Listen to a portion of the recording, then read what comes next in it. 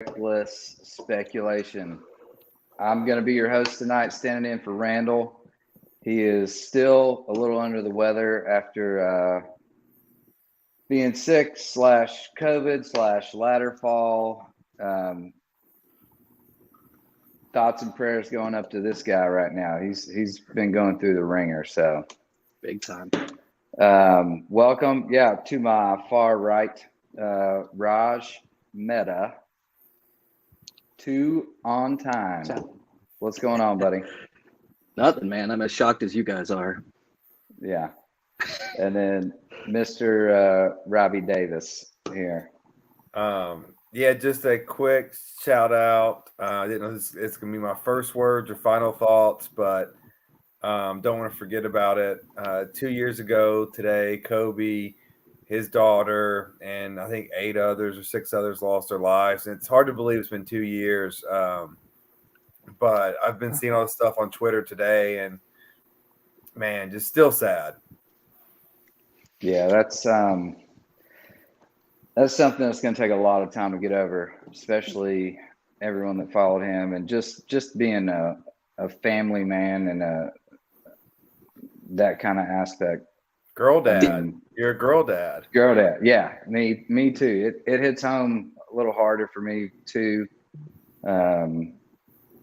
Just unbelievable that we lost, such a legend and such a important person in society and in life. So humanity's going to suffer, and you don't have to be a Laker fan like I am to love that guy, and that's the beauty of him.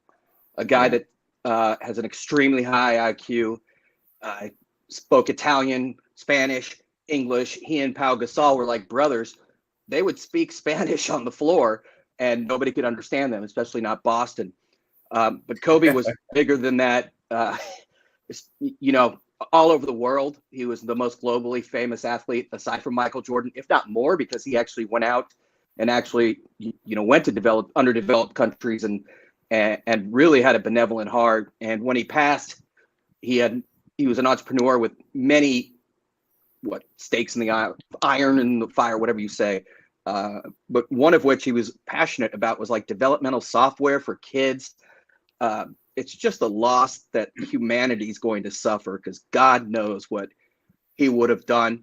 To this day, being from that area, trying to play basketball, even when I shoot a piece of paper at my trash can, I think everybody yells Kobe. Kobe. He'll forever be an icon, and I can't believe it's been 2 years. Just absolutely tragic. Crazy. Absolutely crazy. All right, boys, let's dive right into it. We got a lot to get through in 75 minutes. Let's go ahead and touch on the game that just ended, Vols versus Gators. Good win for the Vols.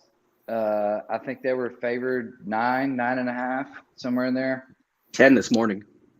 What are your thoughts on that game? I know they played a lot of guards and fast pace. So Robbie, we'll start with you. You're the resident Vol fan.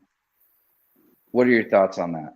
I texted you guys earlier saying I thought 9.5 was a lot of points. I know Florida just played Monday in Oxford, then coming to Knoxville, so more like an NBA back-to-back type schedule.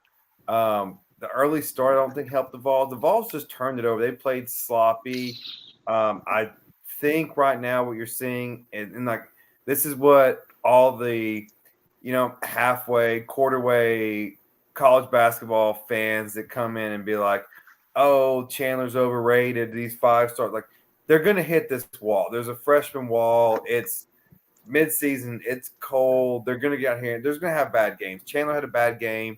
Vescovy, the big name controversy, played awesome. The Vols still can't develop a low post presence, which is going to hurt them because the Vols, they're 14-5 now, undefeated at home, 5 losses on the road. As you progress, they're not a bubble team. They're an NCAA tournament team. It's a seeding team now. But the problem is the confines of Thompson Bowling Arena are no longer there once you get in SEC tournament play once you get in NCAA play. And so when you rely so much on outside play and you're really not that consistent in shooting the basketball, it is worrisome. And this Jekyll and Hyde mentality, because you've got to put together 4 to 5 wins for the SEC tournament, 6 to 7 wins for the NCAA tournament. Unless something changes, I don't think this team is built quite the way we thought they were going to be. Well, me, and some other Vols Psycho fans' expectations were at the beginning of the season. I think this is a second weekend NCAA team as it stands now. Yeah. So looking at, potential matchups forward, playing like Gonzaga, Purdue, some guys with some big guys, low post. Dunzo. Obviously, that matchup's not going to bode well unless you're, 35, 40% on the arc. So what are your thoughts on that one? Well, it gets to this home and away. Like, people that haven't been to Thompson Bowling don't understand like how big it is and how many people that is there. Like, it's a 20,000 seat arena. Like, it is. It can get loud. It can get rock. It's intimidating. It is shooting in a dome compared to most college basketball arenas. So you take Auburn, for instance, it seats 9,000 people. That's not the lower level at Thompson Bowling. So it's a different environment on the road. But yeah, so when you get on I just don't know if this is a neutral floor away team. This weekend, Saturday, 8 o'clock prime time at Texas. Rick Barnes goes back to Texas against Chris Beard, who's a great, great coach. That's going to be a defensive struggle, and I'm interested to see how that works out. I haven't seen enough Texas to see what the crowd's like at their home games. I imagine there's going to be a lot of people back for Barnes' reunion, though. So that's going to be a game. I think it's going to be a measuring point as the second part of SEC play continues. I think they match up well with Texas. I agree. When I watched this game, Florida was without Colin Castleton, who's their best player by far. Yeah. 16 and 9 or 10, and he's their 3 blocks. He's their everything presence. And yeah, Rob's right. Plavsic is big and awkward and doesn't do much. Fulkerson is a locker room bench guy, I think. I've never been impressed with his game, but he kind of rocks you to sleep. I like that Oliver I can't pronounce his last name. Cumwa. Yeah, that guy. He's kind of in the ode of the Tennessee power forward, the Grant Williams and Admiral Schofield. I think he's got a lot of potential. And I said it before, I thought we'd see more from that Huntley Hatfield guy. But to Rob's point, luckily there's 2 months of the season left because Tennessee is super discombobulated. They don't play well together. They're a team of runs like most teams are. In this game, when they want to D, they D. When they don't, they turn the ball over and fall asleep. Florida, what I saw was a bunch of 3 points or barrages or kamikaze attacks on the basket. They didn't move the ball at all. There were a couple of possessions when Tennessee moved the ball. All 5 guys touched it, and it was beautiful. There's plenty of time left in the season. Do they have the talent? Yes. Do they have the coaching? Yes. But something's got to change. There's no doubt about it. But yeah, it's a talented team. And Florida has a couple of guys that can play, and those two teams kind of throw out the records when they face each other. As for Thompson Bowling, yeah, it can get loud. It's also a bit cavernous. So I think the players feel that when they're not blowing it up, because that place is huge. And, the crowd is very fickle and, they expect a lot. And they know what I like about their crowd is they know basketball. Like if there's a bad call, not quite like that call when Florida missed that 3 and it was a 6-point swing. But like if a dude travels or something, the whole crowd, that's not usual. So super interactive. Rob's right. When they blow up and they're awesome, like during the years when I was fortunate enough to go to games with Rob and see Grant Williams and Schofield, just an amazing duo. Bone, those guys. That place was blowing up. Potential's there. They've got to come together. Yeah, and Raj, I'll just echo this one point because you've been there many times with me. It is a unique fan base because Tennessee does not sell tickets to the fanatics. Like the lower bowl is pretty much people that are there every game, and they're watching basketball. They're not there to necessarily stand up and yell. While it can get loud, it can also get very quiet because it is a basketball fan base that is there to watch basketball. They watch women's basketball. They watch men's basketball. It's a pure enjoyment of the game kind of crowd for the most part. To quickly be racist as a brown guy, my father-in-law went up there with Marty Bennett, the old county commissioner. I can't remember his title. Anyways, my wife is like, "Hey, can you see them?" I'm like, "Dude, I'm looking for an old white guy in the lower bowl wearing orange of Tennessee." Those are the loyalists. But yeah, everybody looked the same. But Rob's right. The students, that place is always full of die-hard fans, even when they haven't been good. That lower bowl is full of loyalists, and that's admirable. There's no doubt. But at the same token, yeah, they can get very quiet. You know, they were quiet tonight in the first half.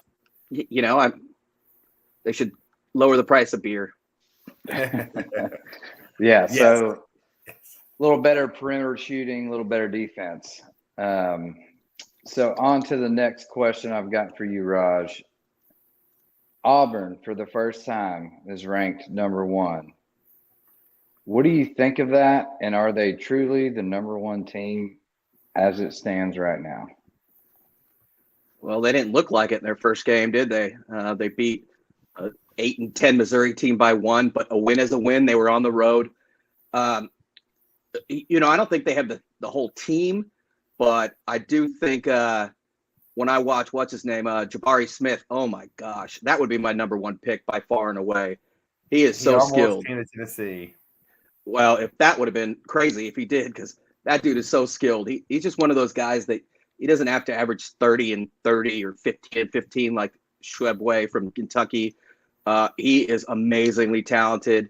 They have Walker Kessler, the North Carolina transfer. To answer your question, I mean, who's number 1? I don't think they're as complete of a team as, you know, some of the others, such as Gonzaga. You know, I thought Arizona was awesome, and they got blown out by UCLA last night, which shocked me. But that was a shocker. Hey, when you get a player like that, you know, the Wally Zerbiak, the big dog Glenn Robinson, you can ride that dude. And that guy is, I mean, he's a freak. He's a unicorn.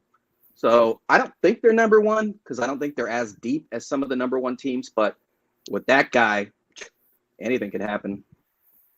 Yeah, no, I agree. Robbie, any thoughts on that? Or well, I'm just going to read you. So I worship at the altar of Ken Palm. I think he's been consistent at picking his statistics and who the champions are. He's got Gonzaga, Baylor, Arizona, Houston, Nova, Purdue, Kentucky, then Auburn at 8. I don't think Auburn's 8. I don't think they're 1. I think they're somewhere in between that. I like Gonzaga, Baylor. It's a big strength of schedule guy. Ken Palm's a big strength of schedule guy. You can go up if you lose to a good team. Yeah, I mean, you know, like Arizona he's number 3. I've seen them get blown out by UCLA last night. I saw them come to Knoxville get blown out. That was an aggressive win. They've got some weaknesses. I don't know that they can also be Final Four good. That's the thing with this. And we'll talk way more about this. The tournament's such a fickle thing, man. Yeah, but I think it comes down to matchups. In the top 10. Yeah, it's one of those things. In basketball, the rankings really don't matter besides you know, hyping things up. But totally agree. It's wide open this year. Top 10. I mean, Kansas, Kentucky this weekend is going to be awesome. This weekend is going to be really great for college basketball. The SEC Big 12 Challenge is going to be great. Some really good matchups. You know, real quick, in college, I always say I like those fullbacks, those middle linebackers, the 6'7" to 6'9", 240 pounds that Tennessee's had. Houston and Texas Tech have the most number of those dudes. And they're both very good teams. And if you get into a defensive battle on the board, they're going to wear you out. Yeah, that's who you Texas want. Tech was exactly. And I wish SC would get more bangers. Always wanted that.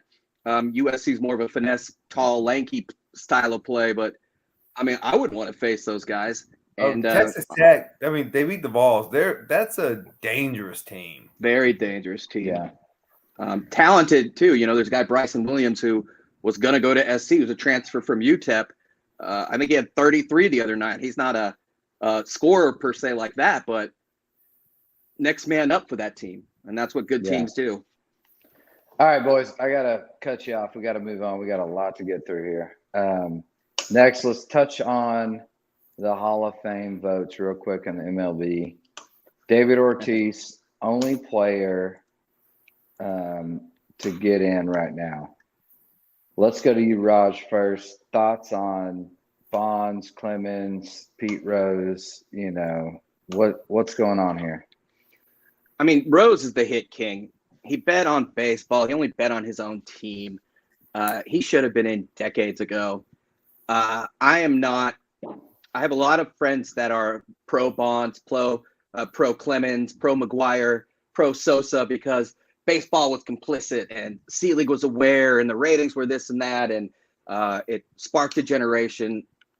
I don't buy it. I think those are rationalizations. Bonds, never for me.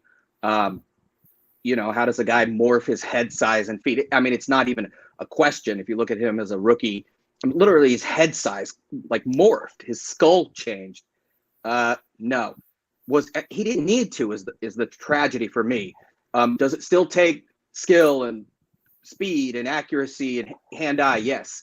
But, you know, I think of all the kids that had one shot that this is also a rationalization, but that never made it, that got set down because they were shelled by these dudes. Just, you know, thousands of dreams broken by, you know, selfish players and selfish owners and selfish commissioner Bud Selig. So overall, I'm a purist. To hell with them. But I can see why people will say, you know, it still takes a ridiculous amount of skill. It wasn't just the roids that made Clemens great or Bonds great. Maybe McGuire and Sosa, but it's still not enough. I'd say get their separate wing, put them in the basement. But yeah, I'm not putting them up there with Mickey Mantle and et cetera. That's just wrong. Are you okay with Ortiz getting in though? I mean, again, I'm a bit of a purist, so I know Manny had some issues. Did Ortiz have? Ortiz failed a test in 2003.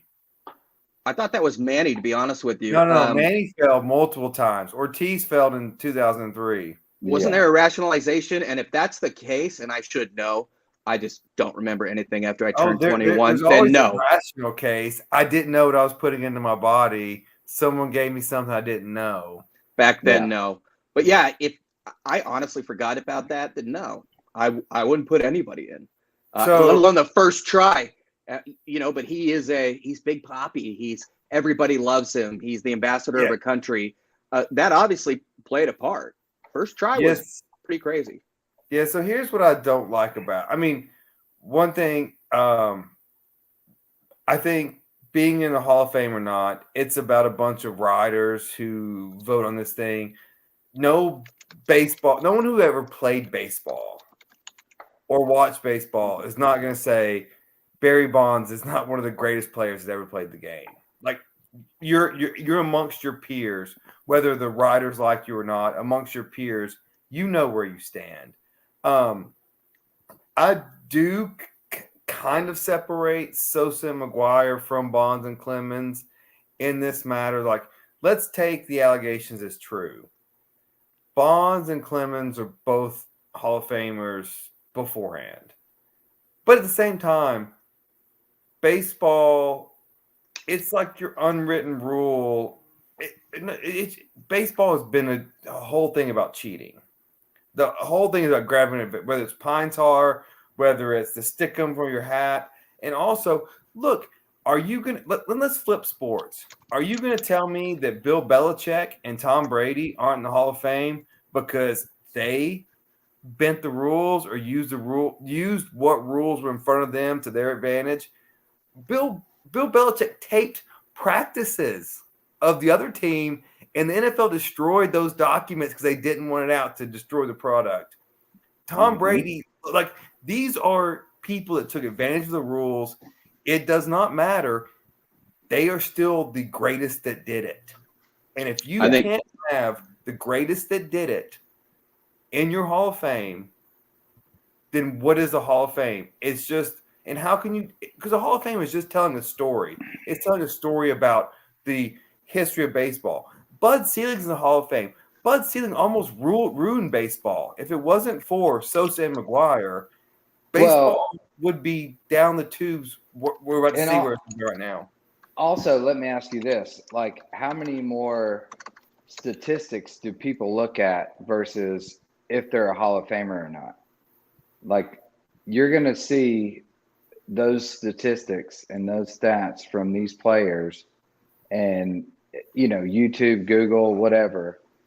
And people are going to be, all right, well, this was the greatest person at this part of the game, regardless if they're in the Hall of Fame. Like, you're not going to be able to take that away. There was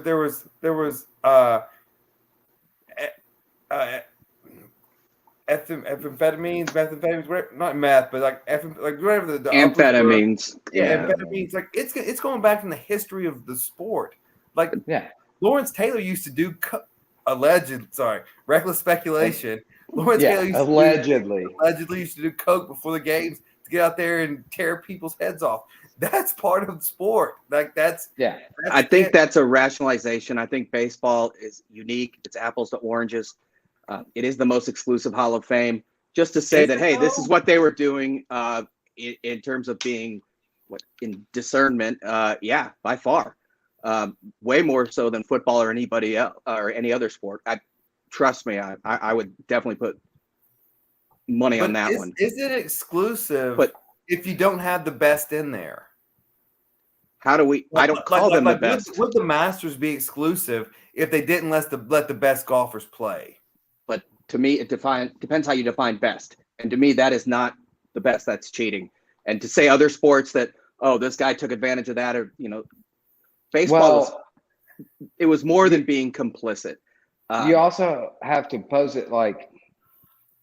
Those are the ones that got caught cheating. Those were the obvious ones that were cheating. And hold on. Do you not think this was going on in every and I read Ortiz's practice and every training camp throughout the season? Maybe they didn't do as much or take as much or evolve as much as some of these guys that, like you said, Bonds, skull chains or whatever. 3 extreme cases, and they became superstars. Look at Pete Rose. And I understand. Pete Rose was the best hitter of all time before he did anything wrong.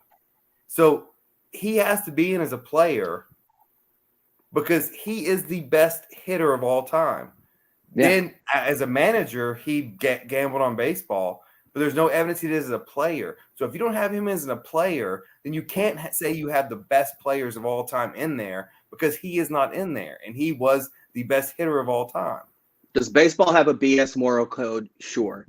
But I think there's a difference between what Pete Rose did by far and those taking supplements. And, Dave, I just looked up what Ortiz said. I had forgotten. He said, in 2003, you don't know what people tested positive for. In 2004, the regulations on PED became more strict, PED use, and he never tested positive after that. And that's when his numbers blew up. I don't like it at all. Anyways, never failed a drug test. It's a stupid test. It's not a drug test. It's a stupid test. It's science, and you've got the right trainers that they can beat the science. So anyway, baseball, let's move on. Different. If it didn't give a competitive advantage, it wouldn't be banned. There's Randall, little Pete Rose action. Literally. Oh, he deserves it for sure. Lance Armstrong never failed a drug test, and he will tell you. He has said. It's easy to beat. It's not hard to beat these tests. I know. I agree. All right, boys. Sorry, let's rationalize across the board. I got to cut you off. We have got a lot of NFL action to get to, and we're almost 25 minutes in. So let's start. Let's go ahead and get the, sorry South Titans loss out of the way. Let's talk Titans, Bengals. I'm going to go to Robbie first, obviously. So you mean the Super Bowl champion Tennessee Titans, according to you guys? Hey, I'm going to mute you here in a minute. Ryan Tannehill. All right. Yeah. obviously turnovers were a major factor. Do you think the game plan and play calling offensively, obviously defense played out of their mind. I'm looking at offensive play calling. What happened there? Is that on more of the coaching side, or maybe share the burden with Tannehill? This is one of those games where you look at the stats afterwards and you're like, how in the heck did Tennessee lose? Like, more rushing yards, more passing yards, more sacks, more like little less time of possession. But it was just one of those things like, how do you lose this game? Turnovers, obviously. Less passing yards, more Tannehill. Less passing yards by like 130. But Tannehill blows. That's your answer. I think that overall, it was just one of those games that I'm not sure the game plan was bad. I just think there was bad breaks. Yeah, I would have been. Because you don't know what you don't know. You don't know what Derrick Henry's status was coming into the game. They said he was healthy, full to go. Obviously, I don't think he was because he was struggling to hit some of the holes. Foreman looked better than he did at times. And so it was just a bad performance. Tannehill had a bad day at the office. 3 picks. You can't do that. And then that forced throw, I think when you're at home, I would have liked to see him play for overtime because we don't have Patrick Mahomes on our sideline. And so right. Our defense was playing great. To take a risk really was just a lose situation, especially in triple coverage. The play design wasn't great. I was just looking at it. Ryan Tannehill. As soon as he stepped back, Yeah. I didn't like it. I had a bad feeling. He threw it, didn't like it, and then the result didn't like it at all. Also, you will never win a Super Bowl with that guy, ever. It's a fact. Hold on, I got a question for you coming, Raj. I got you. So, yeah, I agree. But here's the thing, too. All this week we've heard nothing, especially here locally, but people bashing Ryan Tannehill, decision making, and it's warranted. The decision making on those 3 interceptions, that was all on him. Because if you play it back and you look at a still setting of the field, there were people open, there were other options, or especially if you're on the 10-yard line, throw it away. So there's that. Now, my question for you, Raj. The Titans in this situation, all fans are calling for Tannehill's head. I would. We're in a major contract with him, at least through 2023. Salary cap is not in our favor. I don't think anyone we can really trade for. Is Tannehill, I know he's not an elite quarterback, but is he an above average quarterback that you can make it through like a Brad Johnson back in the day with Tampa Bay? Or what are our upsides here if we decide to trade, and where can we go? I mean, I think they should have drafted somebody in years past. If you start resorting to, and I do this all the time because I don't think Derek Carr will ever win big games. The Vikings, Brad Johnson won with Tampa. Well, they also had a generational defense on that side. And yeah, he just didn't make mistakes. As do we right now. I mean, I wouldn't call it generational at all. To compare you guys to Tampa, you must be intoxicated. Pretty They're okay, but you're talking about like Hall of Fame all over the place. These are a bunch of good dudes, but these are like no-namers. I mean, Cincinnati cannot pass block at all. They had 9 sacks and they still lost. The other thing is, I think teams laugh at Tannehill. Like when it's a fully known passing situation, they tee off on him. The biggest stat to me was they were 1 for 8 on 3rd downs. Yeah, sure, 20 for 62 for Henry, and I don't think he was healthy. Why Foreman only had 4 carries, I don't know. That's what we do in hindsight. We pick it apart. But, I mean, ask yourself, what is Tannehill's trade value? What's his replacement value? Would anybody trade for him? And if so, where would he start? I just have never been a fan. The guy played a lot of receiver at A&M, right? And the Dolphins took a flyer on him. And it's also just because I always hear he's this and he's that, and, everybody defends him. But, I mean, I think it'll be a shame when you have a team that, for the last 5 years has had easily enough talent to win the Super Bowl. And no, you can't put it all on that dude. But I mean, some guys are winners and some aren't. And I hate to put it in, that type of 50-50 category. But as an opposing fan with no vested interest, I always thought the guy was not very good. That's just my opinion. Yeah. And I know a lot of people that believe that. Well, when you look at the game Sunday night and you look at Josh Allen and Patrick Mahomes, the AFC is not going to be won anytime soon without an elite quarterback. So I think Tannehill's decent. Not decent. I think he's pretty good. And I think in a normal setting, he could probably squeak one by. But, man, those teams for the next decade are going to be so good and so dangerous.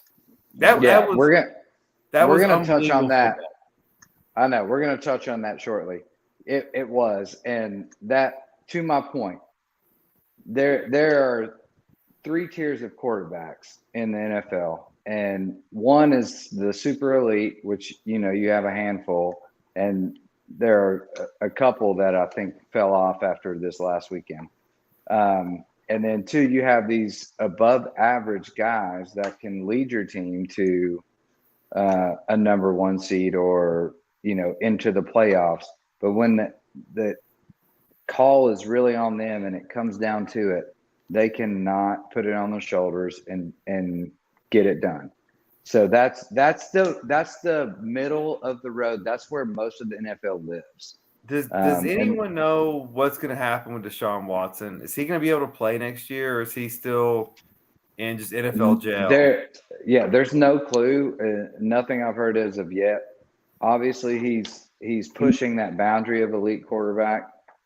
He made a public appearance, though. That was the first time he went to an NBA game with his lady, and it's the first time I saw him in a year. Yeah, but I don't know what that means. I'm just saying. There are so many salary cap issues this year in the NFL. With the bump back last year, now they're getting a $25 million increase this year, whatever. It's still not near what it used to be.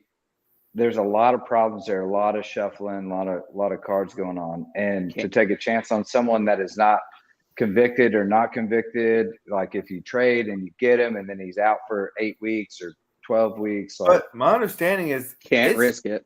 It's just civil lawsuits, though, right? There's no criminal. As that's my understanding. Now, I haven't looked at this in a while, but my understanding is it's just civil lawsuits. It's also an issue of sexual and domestic violence in the NFL, obviously.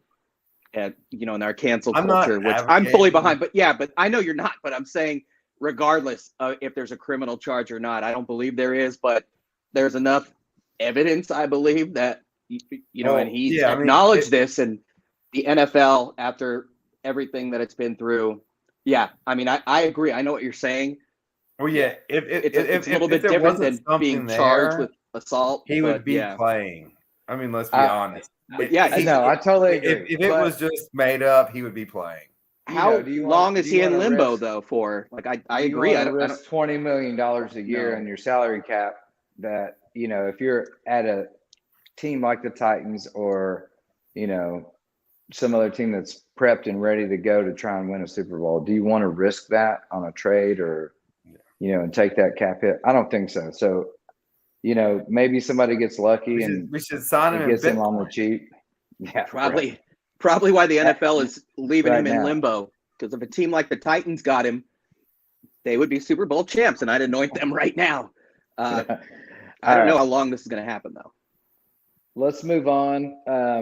We're going to go Packers 49ers, which Raj and I both called this upset. by the way. Anyway, Aaron Rodgers is 0-4 against the 49ers in playoffs. And the 49ers passed him up in the draft. And he made it a point to say they're going to wish they did not pass me up, or, Where did he go to college again? In what area? He went to Cal. In the Yeah, Bay he went to Area. Cal. He did. And so what are your thoughts on this? Aaron Rodgers, obviously, from what I heard today, doesn't sound like he's going to be there. They've got a $44 million over the cap problem right now. He's $46 million due next year. That's without Devontae Adams. That's without even signing Devontae Adams. So He's going to the Raiders. there's no chance unless they cut a lot of defense and offensive line, there's no chance that they can recoup both of them. And there's no chance Aaron Rodgers stays without Devontae. Devontae is pretty much a free agent guy right now. Aaron Rodgers, like I said, due $46 million, cap hits 44, no chance. Let's go to you, Raj, first. Well, where did Devontae go to college, by the way? Where did Devontae go to college? Fresno State. Who was his quarterback in college? Derek Carr, David Carr, one of those cars. Derek Carr, yeah, the one that doesn't suck as much. Yeah, no, I agree entirely. He's being cryptic. This year, he's more so talking about he's not as like, I'm going to retire out of the sake of being physically tired or achieving enough. Notice that when it's going to be a payday, he's saying he's a lot less cryptic, is my point. I don't think he's done playing, but you're absolutely right. He has not said, he just doesn't strike me as the guy that would take less, to play with Green Bay. He's going to get paid somewhere. He wants that ring. Yeah, I mean, the cap situation, you're enlightening me every second with that. I knew they were over. I didn't know they were that much over, and I didn't know that dude was due that much money. I wish he'd retire and hang out with his Hollywood girlfriend and meditate and do yoga and smoke weed, but just because I hate the drama, like go one way or the other. But yeah, I think he's going to get a payday somewhere on a 1 or 2 year deal like Brady, and it'll be somewhere good. I mean, you put that guy like on the Broncos, who I hate, but their defense is strong. Put him on the Titans. Yikes! With your receivers and defense, why not? But somebody's going to have to pay him, and I don't know who's got the space. Yeah, no, I agree with that. And from what I've heard, locally in Titans radio, there's a couple of former NFL players that were in the negotiation talks between the players and the owners and all that negotiation and Aaron Rodgers was there, and he only cares about Aaron Rodgers. He does not care about any other player,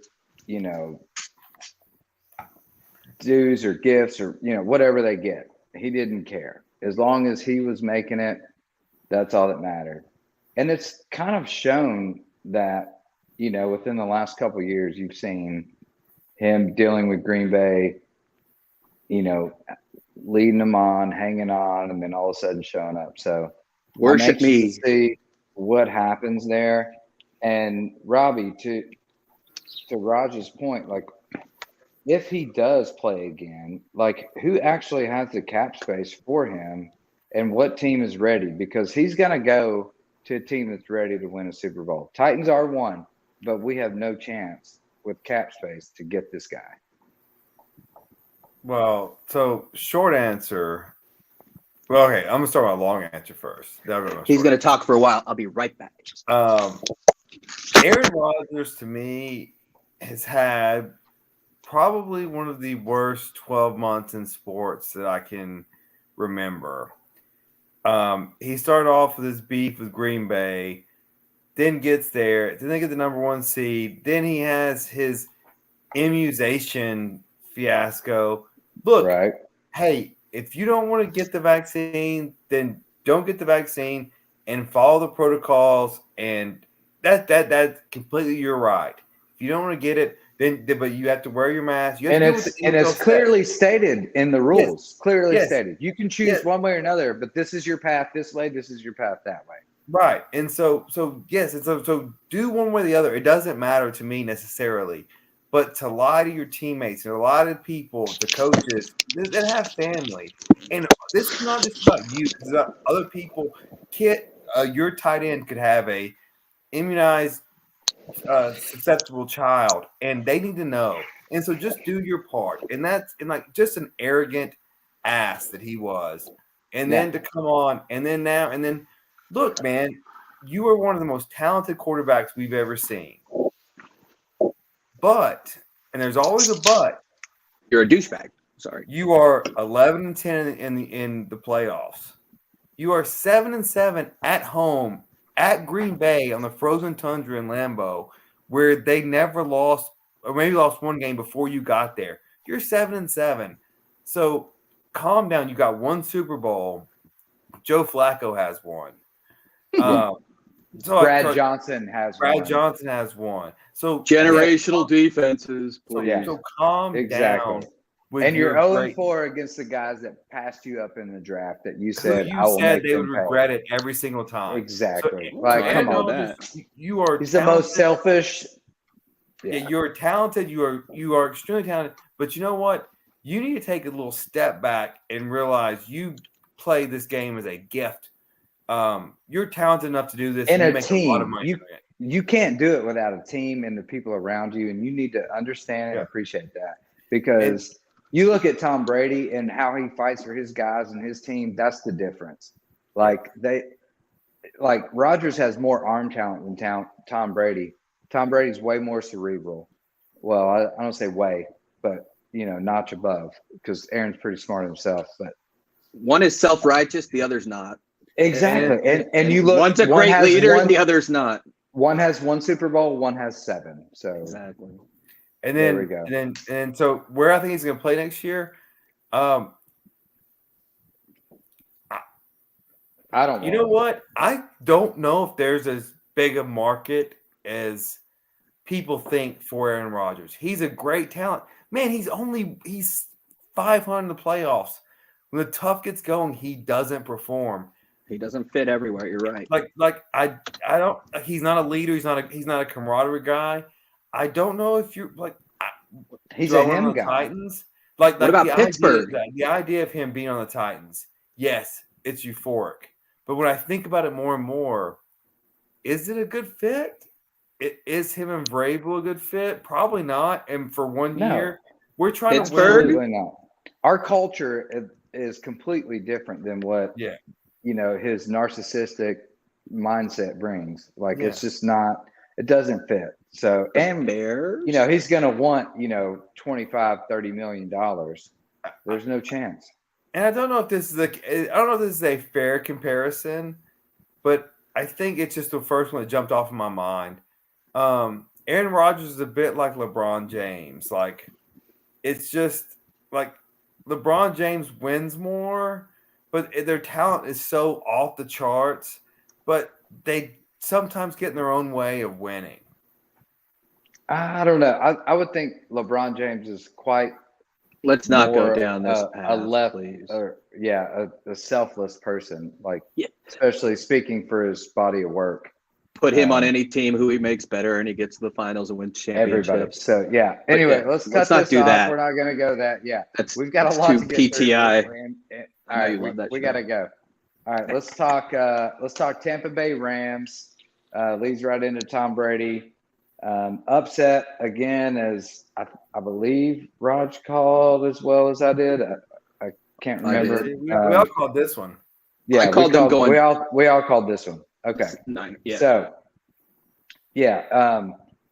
Rams is long, and I've said it for 3 or 4 weeks now. As long as Matt Stafford doesn't turn the ball over, defense played out of their mind.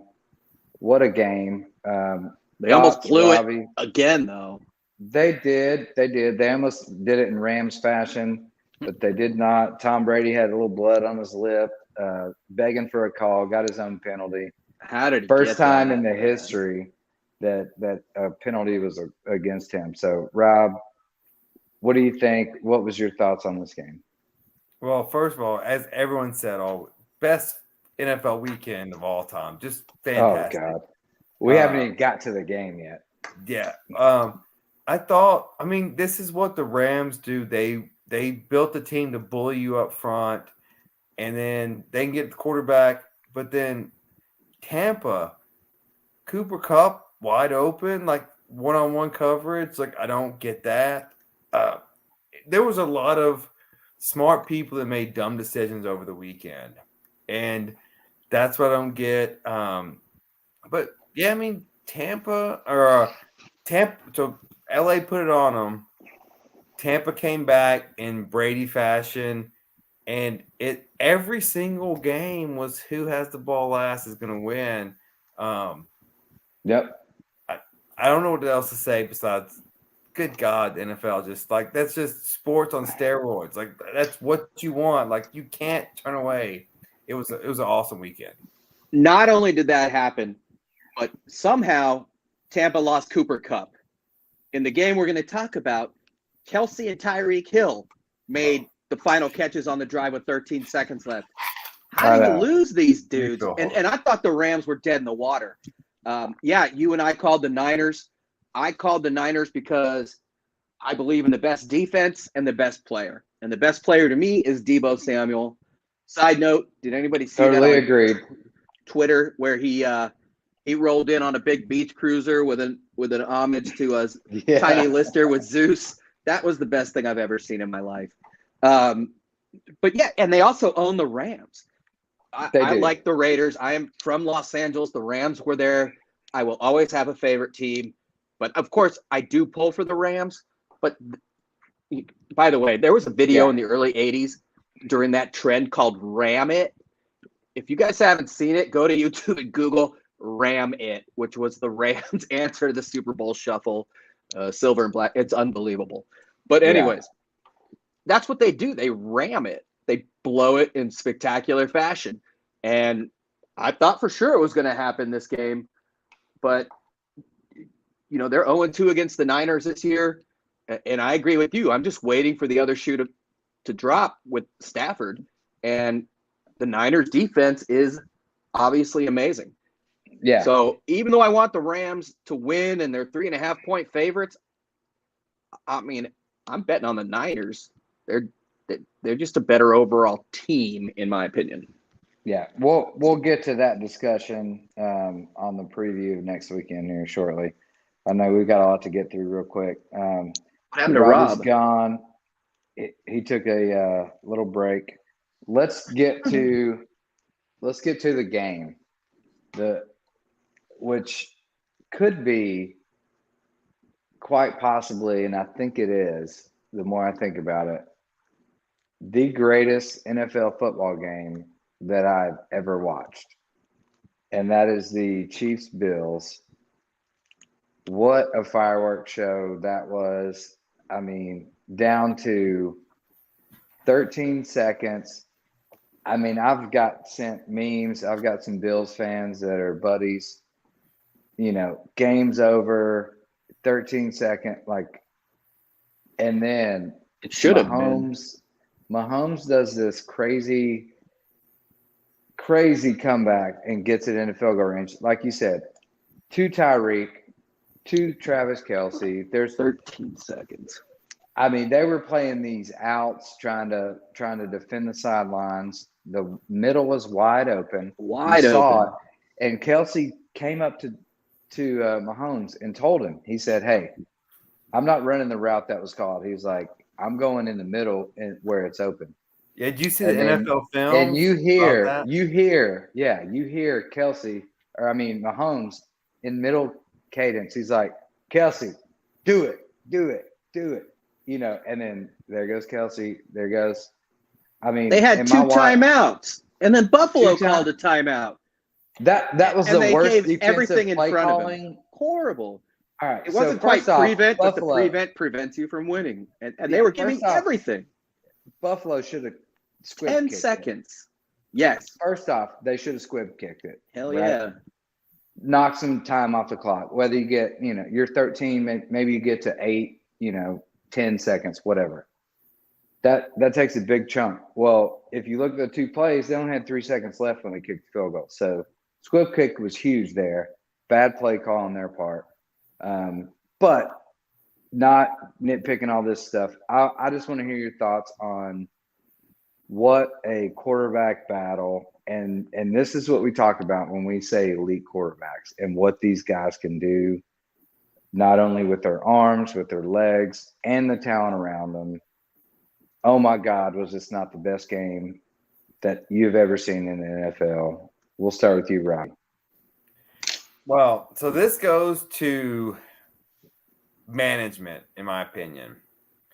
The Chiefs gave Mahomes a $500 million contract, which in theory, oh my gosh, they're going to have to gut the rest of the team in the next couple of years. Well, look at when TV contracts are coming up. TV contracts set the salary cap. And so Kansas City just got their guy, the best guy who maybe has ever played this position, at least the most talented. Try being in the AFC West. We thought we finally had him. Bargain. So they're up. playing. They looked ahead and said, "This is what's going to happen." And Buffalo's doing the same thing. The model was, the Russell Wilson model was, hey, get a quarterback on their rookie deal. You got to win then. Then it's just, hey, we'll pay him because we'll be competitive. We'll sell tickets. Well, that may have just changed because now you got Buffalo and KC, got their quarterbacks. They've got them locked in. That's a battle that's going to keep going on. You got Lamar Jackson. You got Mac Jones coming on. Yes, I'll throw Tannehill in there and Carr. You got and Herbert. Like the AFC is stacked with quarterbacks right now. Right. So, but to your point on that real quick, just on contract wise, like you can kick the can down the road. Like you can throw this big number out there and blow it up in the media that I'm getting $500 million for 10 years, blah, blah, blah, blah, whatever. It doesn't matter. It's guaranteed money. And then it comes down to negotiations and structured contract. So that changes things. And that's how people in the office maneuver contracts of people that are willing to do it and, restructure and give you guaranteed, $20 million next year or vice versa. Well, Kansas City, they bet big. They bet big on Mahomes, Kelsey, and Hill. And they said, we're going big on these three. When the new TV markets come in, we're going to have more than enough money to fill the team around them. Oh, and they may be the smartest guys in the room right now. Yeah, you're 100%. It's all absolutely. And the two highest paid quarterbacks are who? Josh Allen, and the number one's Mahomes. If you look at Mahomes' deal, his base salary is like $800,000. It's all these incentives and signing bonuses and things that super easy incentives to hit. Like next year, he's got a 1.5 base, $2 million from the signing. Bonus breakdown for the roster is $27.4 million, $550,000 for a workout bonus, restructure a 4.3 hit. What? Like, why can't the rest of us do this? And maybe it's just because these guys are generational talents. Yeah, and back to the game quickly. Again, as an old person purist, I think I love defense also. Was this like the new generation scoreboard light up best game I've seen? Yes, there's no doubt. Offensively, there's so much skill and speed. I also like when the ball is run. Neither team could run the ball at all. Neither team really tried much. But in terms of drop back passing game, light it up, easily the best game I've ever seen. Again, I'm all Buffalo as a Raider fan. When we figured out Mahomes was on the Chiefs, we were screwed for 10 years. It sucks. But if you give up almost 50 yards in 10 seconds when you, like you said, giving like chunks of yardage up, you deserve to lose. Buffalo should not have lost that game, and they did. And again, second year in a row, right, where similar things have happened, not quite to the same extent. But, I don't think anybody, if Buffalo's in the Super Bowl this year, I'd have to take them. it's a shame. And Sure. there's such a great fan base. But yeah, I mean, it wasn't quite a prevent, but the prevent prevents you from winning. And why teams change up what they were doing all game. Not that it worked so much in this game, but they didn't give up 50 yards in 10 seconds before that. So Michael Irvin echoed your point, Raj, on First Take this morning, or maybe it was yesterday. Michael Irvin said, "Hey, if you don't press me and I get off free, and you're talking about Kelsey and Tyreek Hill, like that's game over. Like, especially with Tyreek Hill, like if you don't bump him, there's no one that can run him in the NFL. And then Kelsey going over, let him, because they let him run up. You go corner or inside. They were giving the middle up because worried about time. Looking at it, it was an easy play now. Two timeouts. Well, what the hell were they thinking? I think sometimes it comes down to the players are actually more ready than the coaching is. And I think that really hindered the Bills in that point. They were on the fly, first time in this position. They're like 13 seconds, no chance in hell. Like this is going to happen. Like protect the sidelines, let them get a couple up the middle, no big deal. But then you forget about Tyreek Hill and Travis Kelce and Patrick Mahomes. So welcome to the playoffs. Yeah, exactly. So where the unexpected becomes expected. And I know this is a huge topic. We'll briefly touch on this because we still got a shitload to get through. Sorry about my language. We'll talk about the coin flip, and like whoever won the coin toss at that point was going to win the game. Is that not fair to say? Like, I have no doubt in my mind the way those two offenses were playing and lack of defense on the other side, whoever won the coin toss was going to march down and score a touchdown. Stupid. Robbie, thoughts quickly. Quickly. No, quickly. Yeah, I know. We'll talk about this later. We got to get out of this. So this is one of the most intriguing questions in sports talk, because what is the solution? Is it to play an extra quarter? Hold on. Timeout. The regular season model works. Let's finish this off. And let's just do another show later this week, and we'll do a preview of this weekend's stuff because we're getting close to time. How about that? Sound good? So I think everyone thinks the rules suck, so let's move on. And but no, it doesn't suck. No. No, I'm not a defender of the coin toss. I'm like, there's three aspects of football. So I guess my best solution. It sounds like it's going to be long. There's three aspects of football. The solution to this thing would be. Well, you're both lawyers, so. The away team. Three definitive aspects. Gets to pick if they want the ball or not. Both teams get the ball, and then it's sudden death. So the away team, to balance the power, the away team chooses kicker, receive. If whatever they score or not, if the other team scores and goes for two, they win. Or once they both score, then it's sudden death.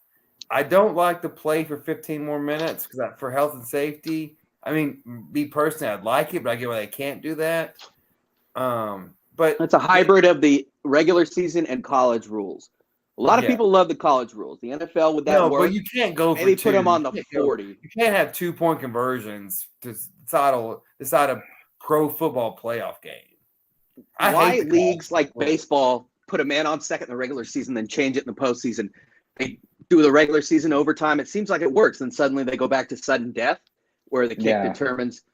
And I know it's supposedly 52% versus 48 or something, but BS, you're absolutely right. In this game, whoever got that ball, as soon as the coin flip was done, game was over. They were winning. Yep, 100%. 100%. Defense, we saw that the whole entire fourth quarter. It was the problem is unfair. It was unfair to the sport of NFL and the game because that was such a letdown. An amazing game. And you saw how hard both teams fought, and it's unfair. But, rules are rules. And everyone knew these rules, and they play by these rules coming into this game. So it sucks, especially as a fan, because you wanted more. We always want more. We're, wanting more. But it sucks for the Bills and especially Josh Allen, because he played his butt off. And tragic. It was a coming out party for him. Sports The tragic. problem is you can't just play another 15-minute period, because if that ends in a tie, then what happens then? Like, it just snowballs. So, no, I mean, you go to scores, but you gotta even it out. Like, Then go to you sudden score, death after 15 minutes. Do at least one possession, and then maybe then go to sudden death. But you got to give each other a chance. Like, you can't take it on the luck of a coin flip, especially when the offenses on both sides are rolling like they are.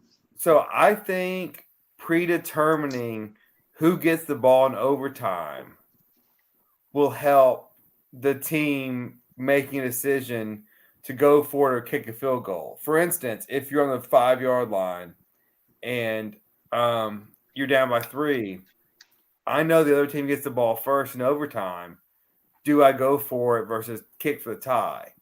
I think that helps spice it up. So once it's predetermined who gets the ball first, instead of just kicking the field goal and then I see what you're saying. But wouldn't defenses know late in the game that depending on who gets the ball, what the offense is going to do to some extent? I agree, and I admire the fact you've thought about this clearly, because I sure as hell haven't. I was just like, this blows. It's wrong. You always come up with an alternative solutions, which is why he still practices law and I don't. But I don't think that's the answer. I appreciate your thought process, but I think let's say for a hybrid of the regular season and college would be something I would be. Well, no, so let's take this KC Buffalo game. If KC knows Buffalo gets the ball first in overtime as the away team, so they make a decision to kick or go for it. Obviously, from that position, they're going to kick it. But if it's at the 15-yard line, that decision may change. We may want to go for it and try to score here to prevent Buffalo. Because if Buffalo gets the ball first, with 3 seconds left on the clock, they wouldn't do that. Well, I mean, I understand what you're saying, but we can rationalize either way, though. That's my point. And I think that's changed. I told you, Shane, we go down this path. I know. I said I think we can all agree it's broken rule. It needs to be fixed somehow. Please. Didn't work Sunday. #NFL. Please fix the overtime. Well, I mean, rules. Goodell's only making $40 million a year. What else real quick. Get a better. We don't have time. We're not even going to get into our playoff projections this weekend. We're going to have another show on that. And we'll update you guys on when that's going to be shortly or next day or two. Let's go ahead and talk about final words, bet your nuts, anything of that nature, any upsets. We've got about 12 minutes here. So, I mean, just quickly in terms of, I think I'm going to make it football because, again, Rob and I both love college basketball, and the lines only come out a day prior. So there's so many great games this weekend, and if I saw spreads, like I said, Tennessee is not as talented as Texas, but they match up well. I digress. Looking at the NFL, KC's a 7-point favorite over the Bengals. Something tells me this game will be closer. If I were to bet on a game, maybe not my nuts, maybe yours or Rob's, I'd take the Niners that are 3.5-point dogs, despite beating the Rams twice and having a much better defense and better players. And I mean, the Rams have their superstars. You know, they have 3 or 4 of them. Obviously, they got OBJ, perfect. But that doesn't make a team. And if it did, they wouldn't have beat 12-5 and 5-3 at home. And SoFi, I've said before, it's like Vegas. It's a destination game. It's going to be 70% Niner fans in there just because, you know, they are a generational team. They controlled half the NFL for 10 years with the greatest players. And the Rams move around, blah, blah, blah. So you're talking about a team that beat them twice that's going to have 70% of the fans, in my estimation. How do you not take them at 3.5? So, Even though it pains me to say it, Niners are my bet your nuts, my final word, and over under 46. I'm thinking the under there, but that's so low. But yeah, it's by the way, tickets are as low as $539 for that game.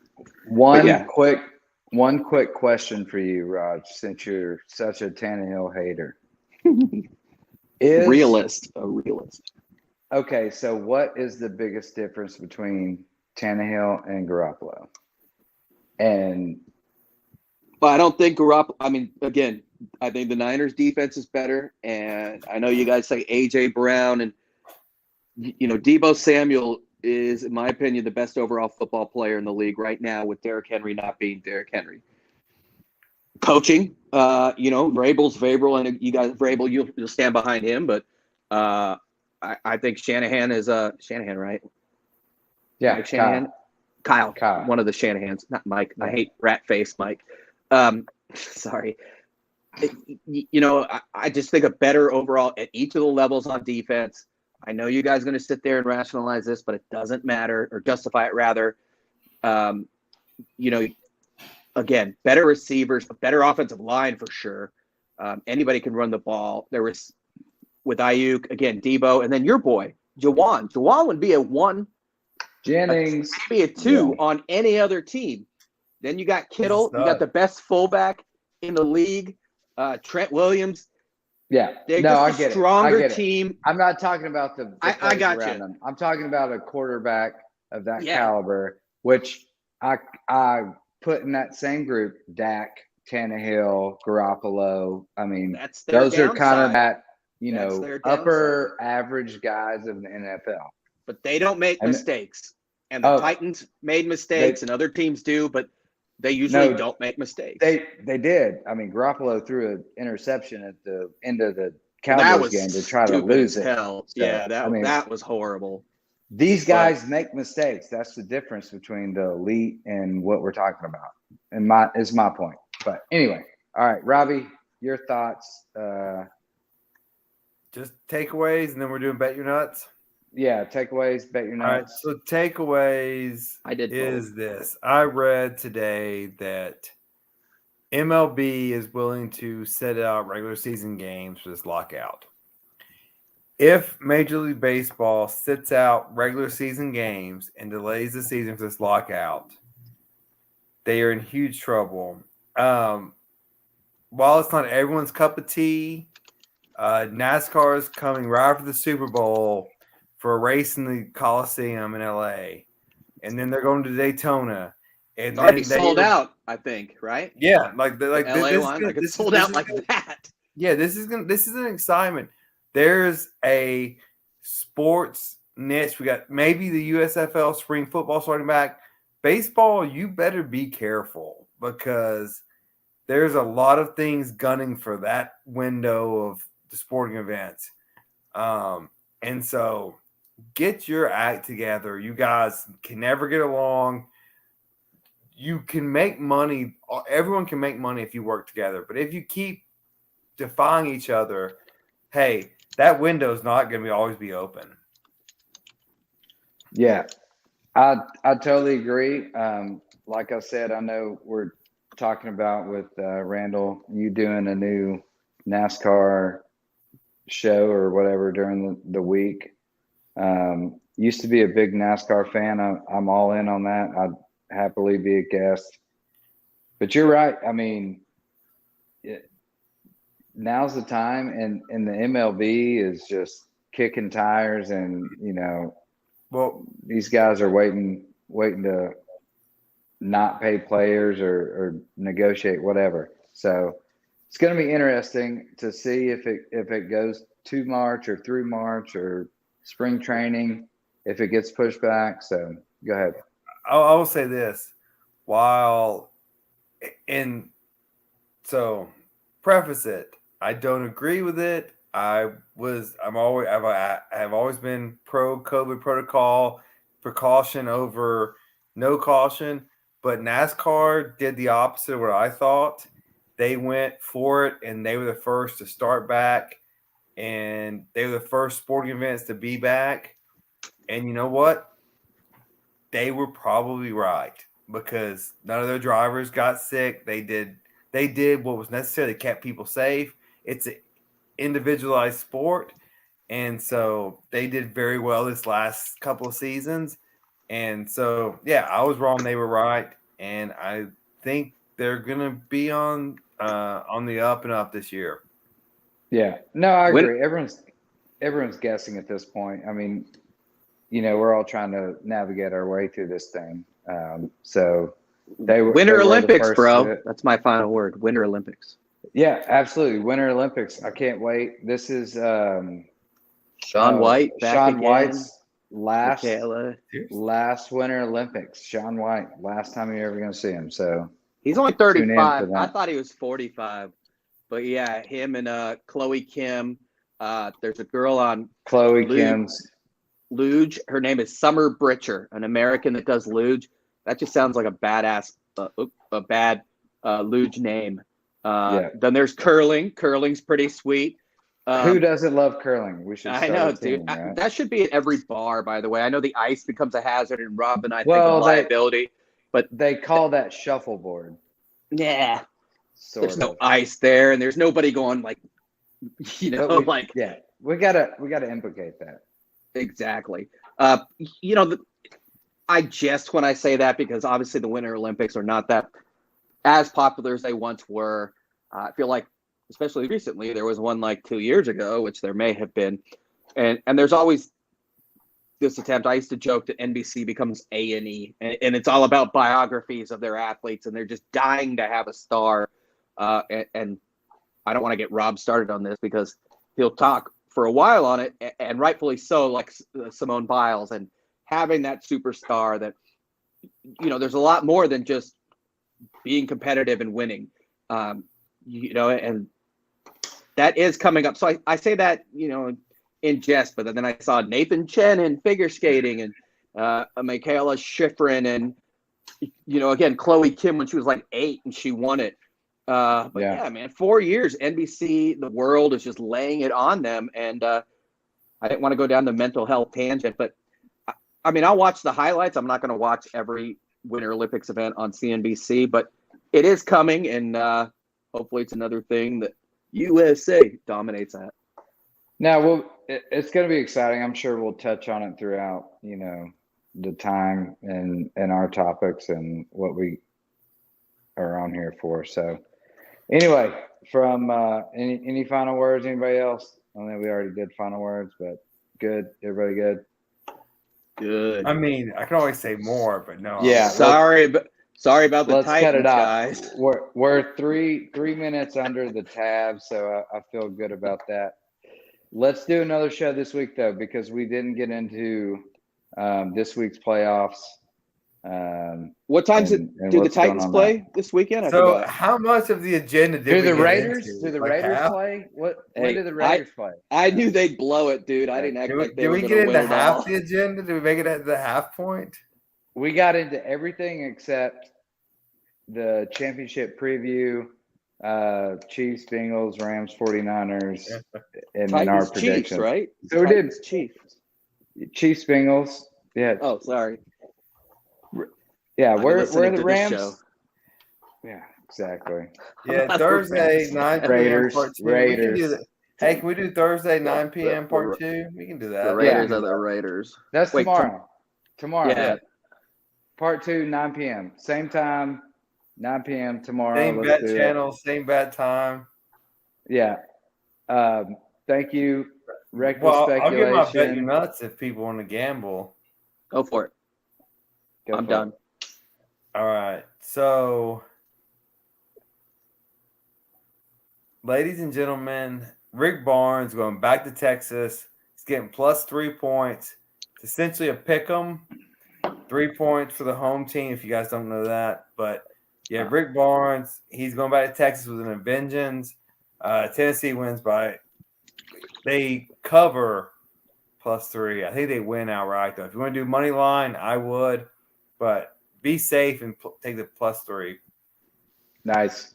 A lot of good college games this weekend. Sorry, go ahead. No, you're good. I'll bet you nuts. Chiefs win the Super Bowl. Book it. Way to go out on a limb, bro. I know, right? I'm so vanilla. Well, you should at least give them the points this weekend, then go to the Super Bowl next weekend. Well, we'll talk about that. We didn't get Chiefs there. That was gonna what cover bet this your weekend? nuts. Yeah, the Chiefs are what, -7 right now? 7. Chiefs cover this weekend. I'm going Bengals. Bet your nuts on the Chiefs cover as well. Anyway, Bourbon's all right. kicking in. We got to sign out, boys. We are 21 seconds over our time. All right, so good tomorrow times. at 9? Tomorrow, 9 o'clock, we'll be back. Part 2, we'll cover the preview this weekend's playoffs. And, go from there. Reckless speculation never disappoints. Let's go. Signing out, boys.